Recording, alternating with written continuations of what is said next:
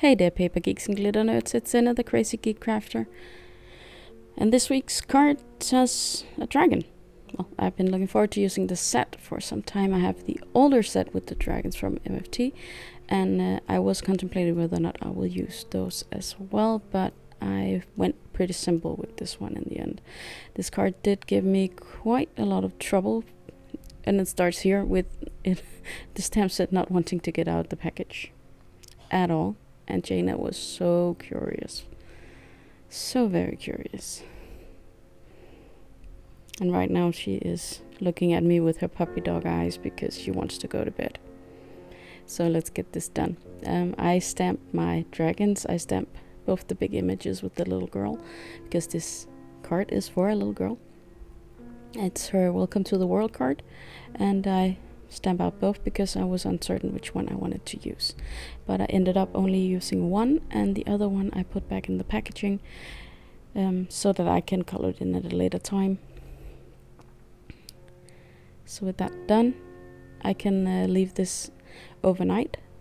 I usually do that with stamping when I have to color with alcohol inks so that they don't bleed. I need to dry out completely before you start coloring. And for inspiration, I looked at Elliot from, Pete's Dragon is the English name of it. It's a Disney movie. An older one. It did have a remake a few years ago. I didn't watch it, or haven't yet.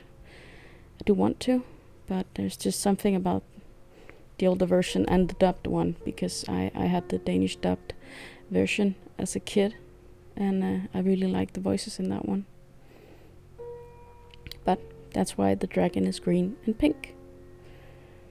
So, well, I'll get to coloring. I did pick 5 colors for the green because this is a very large area, and I'm not that confident in my ability to make it look good with just 3 colors for all of this green, especially the rump part of the dragon. So, I'll leave you with some music to enjoy the coloring. Or skip it if you want.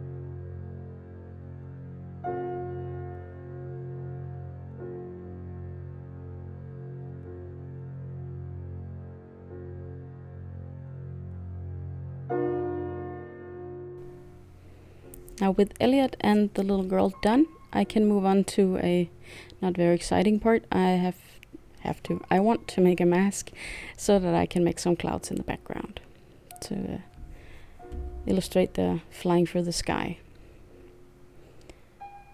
So, and I will stamp my stamp here onto a block of full stick post-it notes. I'll take a few off, put it on a cutting surface, and then cut around everything with my knife.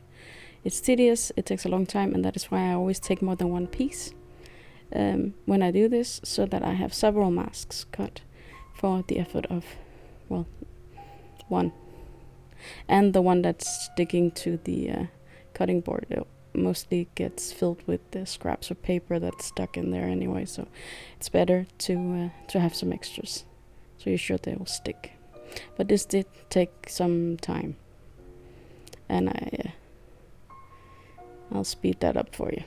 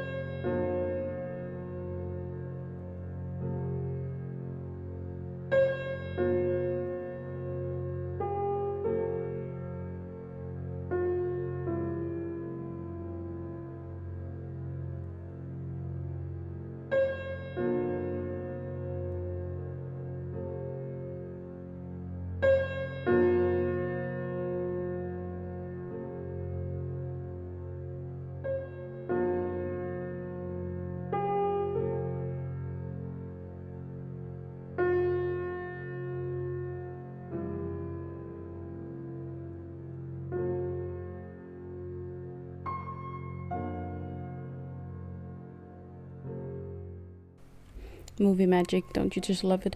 That went way faster than it did in real life, let me tell you that.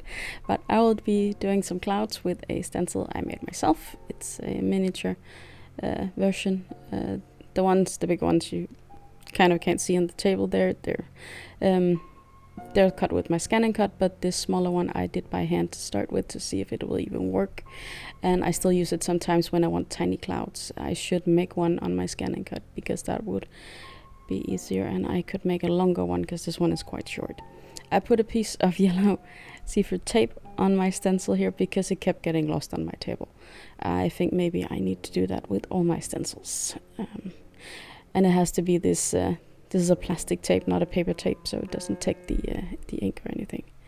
I'm trying out a few ways. It's been a while since I've ink blended, and can't tell you how much I'm looking forward to at some point to afford to buy blending brushes. Because, yeah, this thing is annoying me of late. It used to work fine for me, but this time I just didn't get the result that I wanted. It was really annoying. Yeah, that's life sometimes. So, yeah, but some clouds, not much of it will be visible on the final card. I'm just filling in the background a tiny bit, and that's it. I could maybe have done some select stenciling instead of making the mask, but now I have it for future use, so it's not that bad.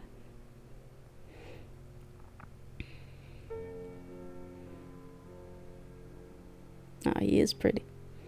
Or she. My dragon there. I was a bit undecided on the next step, so I decided to do some highlighting. If my pen wants to go. No, I'm not highlighting yet. Sorry. I use it to erase those spaces where I've gotten a tiny bit outside of the dragon. and I couldn't remove it with my zero marker. That happens sometimes. But I was hoping to use this die set for a hole in the card so you could see the drawing like there was a hole in the clouds that you were seeing through, but well, spoiler alert, that didn't work out too well for me. In general, this card was troublesome. I had this idea and it didn't work, and yeah, I don't know why. Just everything just seemed to be going the wrong way. The dragon did turn out nice, it's not that, but yeah. So I got my card base and I'm cutting a piece of Gummiapan white cardstock to put on top for my hole in the sky. And I cut the panel to size so that it's easy to line up the die, and I'm going to need the biggest one. Now this cuts out the inside, a frame, and then the outside, so the hole is going to be bigger than you first anticipate. You can see it's very close to the edge. So I figured it'd be best to leave in the border. So I tried to tape it in here. Yeah, again, spoiler alert, it didn't work for some reason. I should have glued it down with paper maybe. Paper strips or something, I don't know. I end up going with a completely different die because I was just tired at that point. So I glue my dragon onto the card in the place where I wanted. And this did give me some trouble, the fact that it didn't actually fit the card front. Again, lots of regrets with this card. So you see all of the blue disappeared from my card. And since this is one of those cards that people may keep for years, I don't want to use foam because I don't know how to hold up in 10 or 20 years. So I use cardstock to lift up everything. And here I'm cutting very thin strips of cardstock to try and lift up this panel to give some dimension. Yeah. Again, that didn't work out the way I hoped. I should have put more support in behind the frame, but again, lucky I didn't, because then I would have had to start all over when I find out that this panel doesn't work for me. I'm sorry for the snoring. The dogs they really want to go to bed, and so do I actually. But we need to get the video out on time, so therefore I crack on. Now I am looking forward to using this set for something, because I really like the wonkiness of the holes, but maybe I should find something smaller to put in the hole. So that's on the to-do list. And see how low this dragon sits. That's because I cut the panel a bit weird, because it had 2 images on it, and yeah, I didn't think about it at that point. These are some sentiments, and I spent quite a few days looking for these because I couldn't remember where I put them. They're really big, so they don't fit in the Ziploc bags that I normally use for my homemade sentiments, but I finally found them, and I'm going to cut out this sentiment that says welcome to the world. It's just one thing after the other. I'm using some Lawn Fawn dies for it. I have to run it through twice here because the sentiment is so long, but at least it does fit with the die when it comes to the length. I could shorten it a bit, but I didn't. I did actually like it that way. And here the extra space above the dragon actually comes in handy. It has plenty of space for the sentiment there, but there's a difference between the white of the cover panel, the white of dragon panel, and the white of the sentiment. Since the sentiment and the dragon panel is made on Neenah, it has one shade of white, and the Gummiapan paper has another shade of white, and that is annoying me like crazy. So, like I said, I used some time doing highlights and touch-ups to try and make up my mind on what to do about this, because it was just annoying. So annoying.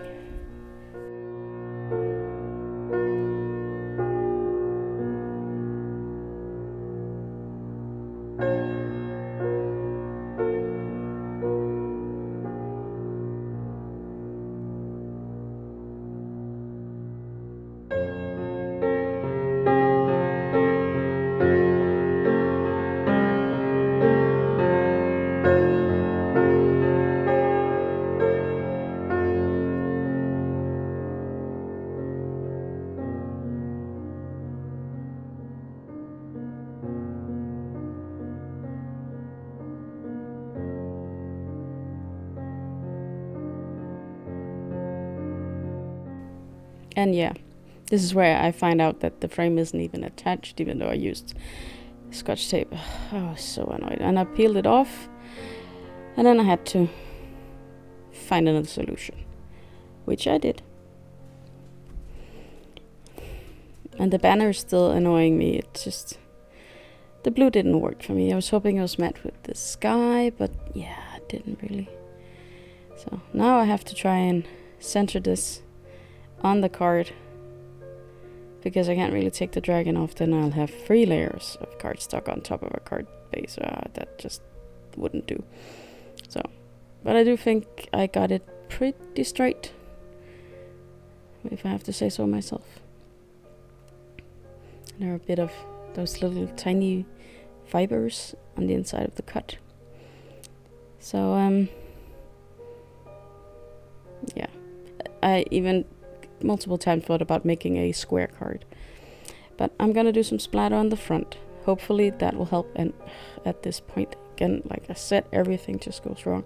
This splatter box keeps shutting on me. It was so annoying. I was so angry at the end of this. It was a good thing things had to dry, because I had to walk away. I was so done with this card. In the little bottle here, I have some Perfect Pearls water that I put into the reinkers, which are Tumbled Glass and Shaded Lilac. It said so on the screen earlier, but maybe you didn't catch that. And here's the Shaded Lilac, because I wanted 2 colors. I thought the blue was too plain, so I picked purple. It's on her shirt in the little illustration, and then I try coloring. I'm just trying to do something to this banner, and since this is not watercolor paper, it is not happy. It is so not happy. And I couldn't even color it all the way. I didn't have enough. But hey, only the entire internet knows that this was not supposed to look this way. Yeah, and I did not put my mark on the back of the card so the recipient could find out. But yeah, that's card making for you. You keep working until it works out. I'm pretty happy with my placement here, I think, because again, I'm having a hard time centering anything because I can't see what I'm doing. But I think it turned out alright. And the splatters on the white paper did help to soften the background so that it's not as obvious, the 2 different white colors. Gave it a bit of interest, in my opinion.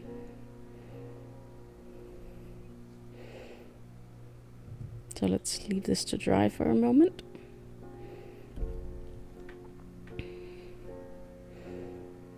And I can cut off the excess. I always make sure to cut a bit too big when I do these things. But I still need a sub-sentiment. And I didn't really have anything lying around, so in the end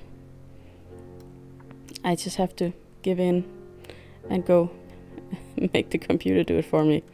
Because I tried to handwrite it. This is my attempts of handwriting. I say, "Welcome to the world." And then the sub-sentiment says, "Adventure awaits." Or the adventure awaits, technically. But my handwriting just didn't cut it, so I had to cave and print out this single copy paper and then glued that to cardstock so that I could cut the sentiment out. And I'm still using the Fawn extra banners there. I just used a smaller one for the sub-sentiment, and since this is, well, it's the 3rd kind of white, because this is copy paper actually, so it's not even the color of the cardstock.